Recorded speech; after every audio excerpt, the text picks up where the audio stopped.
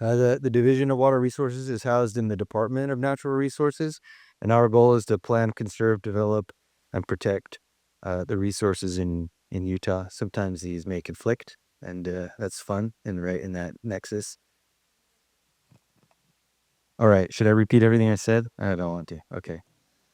You can, our storyteller, Crystal is here. She posts a lot of really interesting educational things about what the division does, what others do in the department or around the state regarding water.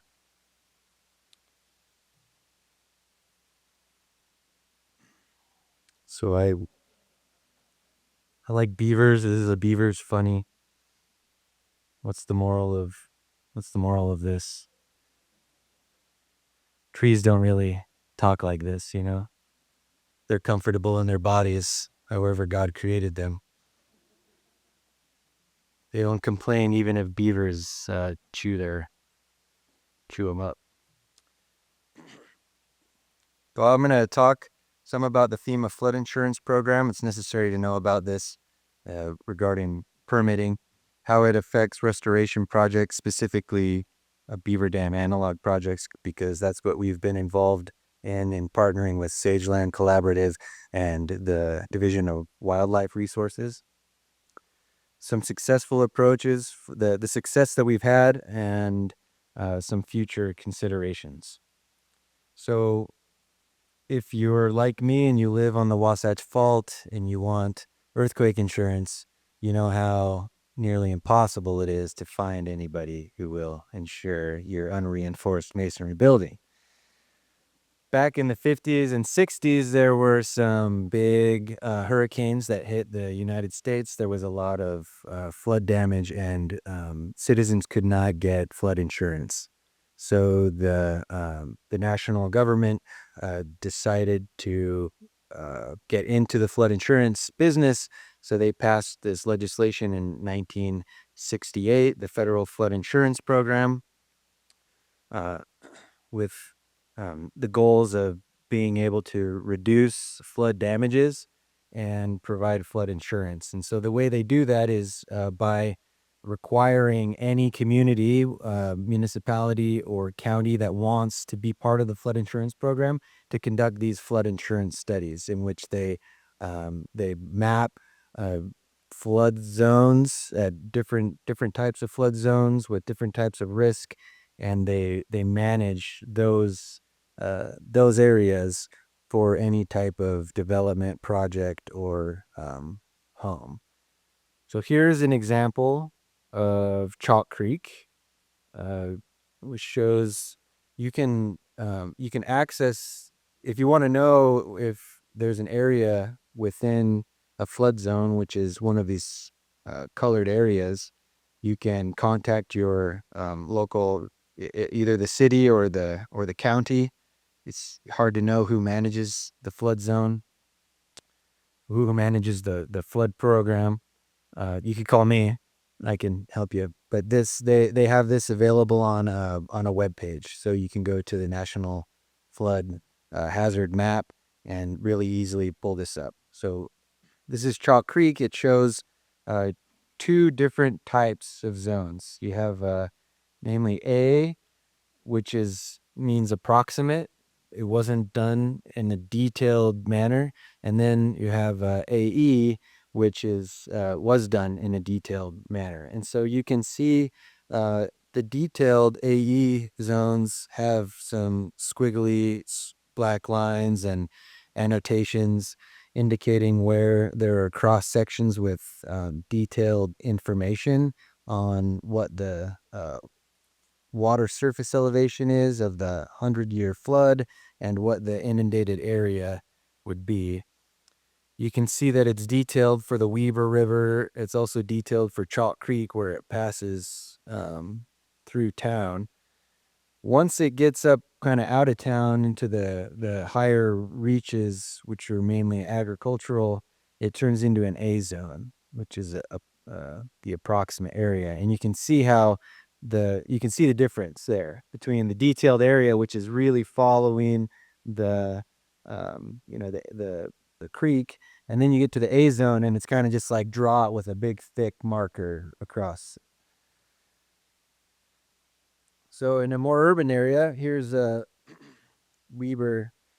I got this one when I thought it was at Weber University, not at the Davis campus. So this is up at Weber State, and you can see there it's got some AE zone detailed. You can see up at the upstream point. There's a like the limit of the study where it ends.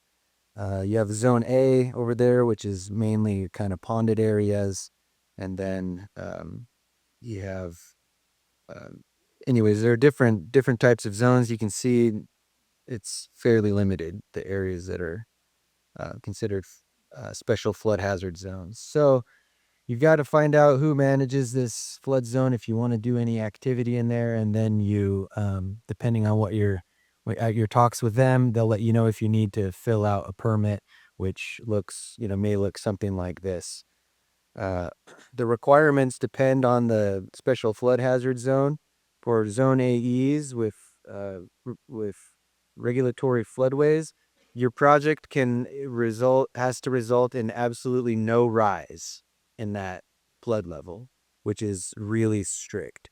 And so if you're in an AE zone, it's going to be really hard to do projects. Zone A, not impossible. Zone A, the cumulative rise has to be less than a foot, which is doable. That's fairly lenient. And then if you were to hire consultants for the types of projects we're doing, they may be $5,000 to $15,000. You got to fill out the permit and do whatever hydrologic and hydraulic study is necessary to show that you're not doing more than that. So when is a floodplain development permit required? These are some of the questions: whether your proposed activity involves any man-made changes to buildings or other structures, mining activities, grading or paving, uh, alterations of any structure, construction of fences or retaining walls, movement or placement of manufactured homes. So when talking about beaver dam analogs, these are the two areas that flag the activity for needing a permit. Other structures, and I guess they may consider it a kind of fence. Oh, okay. So you maybe have seen this image from the manual out of USU, but I just pulled this to show uh, a representation of the beaver dam analog in the stream, and you can see it has this design crest elevation, and then it has above the kind of top of channel or floodplain, and so those flood zones are really interested in the water surface elevation that would result from the flow rate that has a 1% annual chance of occurring, and where that water surface elevation rises, either whether it stays in that channel uh, or flows out of it up into the floodplain. And so the question that they're interested in is, where is that 100-year flood line, and where would it be with the beaver dam analog in place?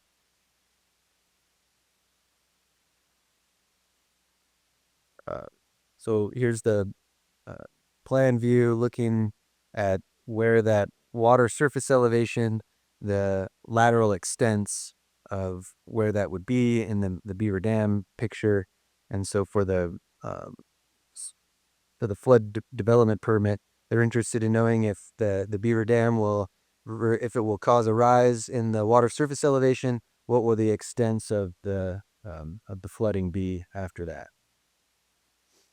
And so if you've ever read this book, this is one of my favorites because it's a book of ridiculous rhymes. So requiring flood development permits for beaver dam analog projects or many river restoration projects is just kind of wacky. But it's a whole new world. So everyone who deals with special flood hazard zones or permitting in them has never had to deal with this question. And so a lot of them don't know what to do. They don't know how to deal with it. And but a lot of them they're regulators, they're engineers, they're also dealing with a problem that can be very damaging, and so they want to be careful. They want to follow all the rules that they have. They don't want to lose their participation in the flood insurance program. So we have to work with them to help assuage all of those concerns.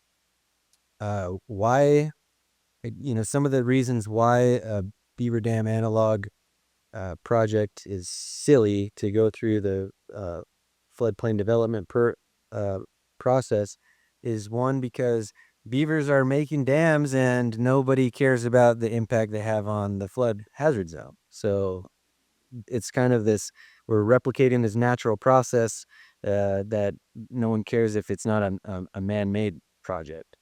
Another reason is because these projects, one of the goals of the project is actually to raise the water surface and reconnect the floodplain, which is something that FEMA doesn't want. Another reason they're kind of silly is because these are non-engineered structures, so they're really most of them cannot withstand the forces of a 100-year flow, so they breach. Meaning they wouldn't have an impact on the flood area under those flow conditions.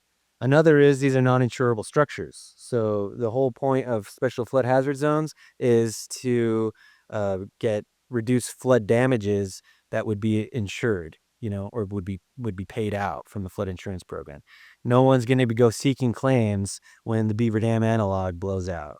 So, and you just Is there a floodplain manager in the room?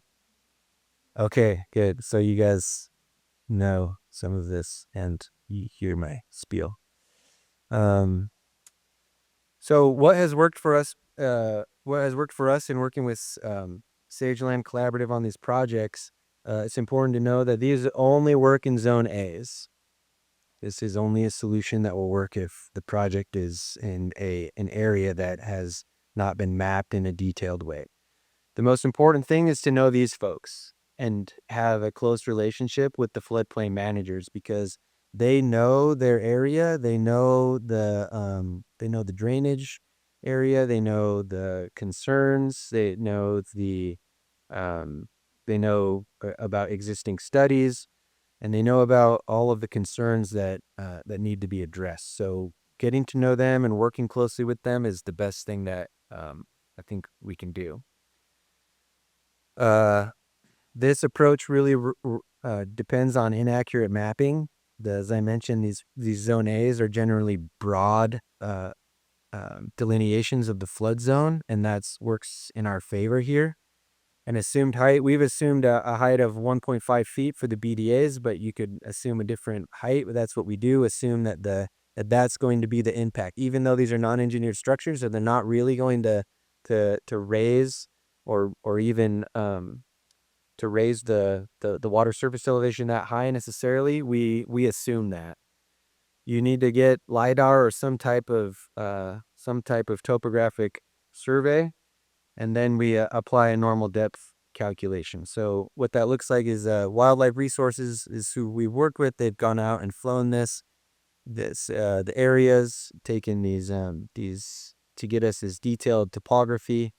And then we identify cross sections in those areas and slopes from this digital elevation model, and then we get the 100-year stream flow and calculate what the water surface elevation would be in those reaches, and then we do a comparison. So this the x-axis is just showing the cross section number, from downstream to upstream. And then the water surface elevation, the dash line there is our our estimate of the elevation of that blue zone, and then the black is our estimate of our calculated actual water surface elevation with the plus 1.5 feet from the Beaver Dam ad blocks. And so if that is less than 1 foot of cumulative rise, then it can pass the test to show that it's not having an impact. So some future options, there's long-term uh, working with FEMA through various groups and individuals to change federal legislation or federal administrative rules for how the flood insurance program is implemented. Also working with county and community regulators to see what rules can be changed to accommodate the goals of restoration. In the short term, if your project's in the zone A, I would say you can adopt this approach. It's work in 4 different streams, and again, working with the uh, floodplain manager is the most important. If your project's in an AE zone, no one knows really how to do that, so that would be a novel experience. Another option is that there can be flood development permit variances. So again, that's working with the county manager, but that's something always ask about if you can get a variance. And lastly, these little beavers, man, I just love them. And so I think it's great doing these projects and the opportunity that we have at the state to help care for our streams and uh, benefit these fellows. So thank you.